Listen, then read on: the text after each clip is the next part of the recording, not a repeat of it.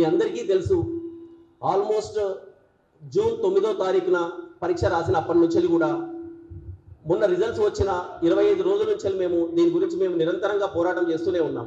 అశోక్ నగర్ నుంచి press club నుంచి అశోక్ నగర్ నుంచి సెక్రటరియేట్. మేము మొదటి నుంచి మిమ్మల్ని ఒక్కటే అడిగేది 1:100.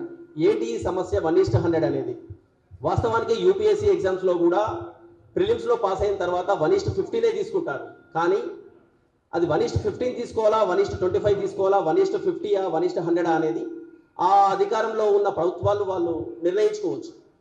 ప్రభుత్వమేనా నిర్ణయించేదంటే కాదు, టీఎస్పీఎస్సీ, ఇప్పుడు దాన్ని టీజీపీఎస్సీ అని చేశారు, Telangana public service commission. So వాళ్ళకున్న అధికారం ప్రకారం వాళ్ళు అప్లికేషన్స్ని డేట్ని మార్చొచ్చు, నెంబర్ ఆఫ్ అప్లికేషన్స్ని పెంచుకోవచ్చు, ఎగ్జామ్ డేట్ని మార్చుకోవచ్చు, ఎగ్జామ్లో ప్రిలిమ్స్ నుంచి మెయిన్స్కి ఎంతమంది క్వాలిఫై అయ్యారో కూడా వాళ్ళే తేల్చుకోవచ్చు. ప్రతి అధికారం వాళ్ళకు ఉంది. అయినా కూడా 25 రోజుల నుంచి మేము అన్ని రకాలుగా మాకు హిస్టరీలో ఒకటి ఉంటుంది, ఫస్ట్ ప్రేయర్స్, పిటిషన్స్, ప్రొటెస్ట్ అని. ఇప్పటికీ మేము ప్రభుత్వాన్ని వేడుకుంటూనే ఉన్నాము, మా సమస్యను వినండి, 1:100 అనే మా సమస్యను వినండి. ఇది నిజంగా మా సమస్యనా అంటే ఇందులో ఏమన్నా న్యాయం ఉందా లేదా? సో ఎంత న్యాయం ఉందనేది ఇక్కడున్న ఈ గ్రూప్ 1 ఆస్పిరెంట్స్ వచ్చిన వాళ్ళందరూ మీకు తెలియజేస్తారు. ఒకటే ఒక సమస్య, 1:100 ఎందుకు కన్సిడర్ చేయాలి, అందులో ఎన్ని కారణాలు ఉన్నాయి ఏంటి అనేది. సో దాంతోపాటు గ్రూప్ 2, గ్రూప్ 1 డిఎస్సి, ఇందులో ఎవరికి వాళ్ళు ప్రభుత్వం కూడా ఏం చేస్తుందంటే ఎవరికి వాళ్ళని వేరుబంధం చేసేసి నిరుద్యోగులలో కూడా ఇందులో కూడా కులాల వారిగా డిఫరెన్స్ చేసి మాట్లాడుతున్నారు. అలా కాదు.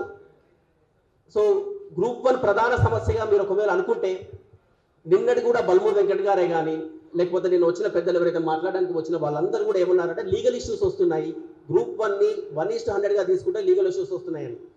సో వాస్తవానికి నేను కూడా ఒక ఆస్పిరెంట్నే అండి. సో మేము కూడా మొన్న ఒక 11 క్వశ్చన్లు మేము ప్రభుత్వానికి టీజీపీఎస్సీకి నివేదించినాము. ఏమని అంటే 11 క్వశ్చన్లు తప్పున్నాయి, కానీ అందులో టీజీపీఎస్సీ ఓన్లీ 2 కోర్టు కేసుకి వెళ్ళలేమా?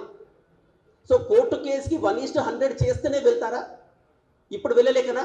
అది కాదు కదా సమస్య. మేమైనా కోర్టుకు వెళ్ళొచ్చు, మీరు చేసిన తప్పుల మీద కూడా మేము కోర్టుకు వెళ్తే లీగల్ ఇష్యూసే, దాన్ని కూడా మళ్ళీ మీరు క్లియర్ చేయాల్సిందే. సో అంత దూరం వెతుకు వెళ్ళేది. సో మా ప్రధాన డిమాండ్ 1:100 అనేది ఎందుకు అనేది ఇచ్చిన నోటిఫికేషన్లో చాలా క్లియర్గా ఉంది.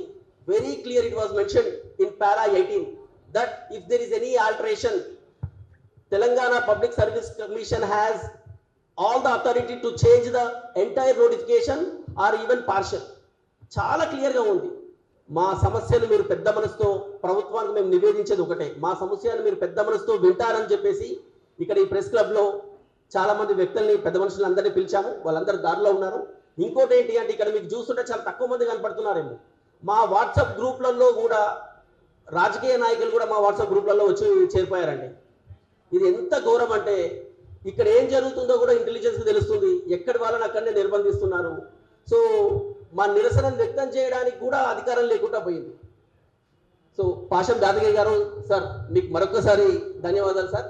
ఒక్కసారి గ్రూప్ 1:100ని ఎందుకు చేయాలి అనేది మా ఆస్పిరెంట్స్ నుంచి ఒక్కసారి మీరు విన్నాక అందులో మా న్యాయమే ఉందా, మేము కోరుకునే డిమాండ్లో న్యాయం ఎంత ఉందో చూసి మీరు ప్రభుత్వాన్ని నివేదిస్తారని చెప్పి మనస్ఫూర్తిగా అనుకుంటాం.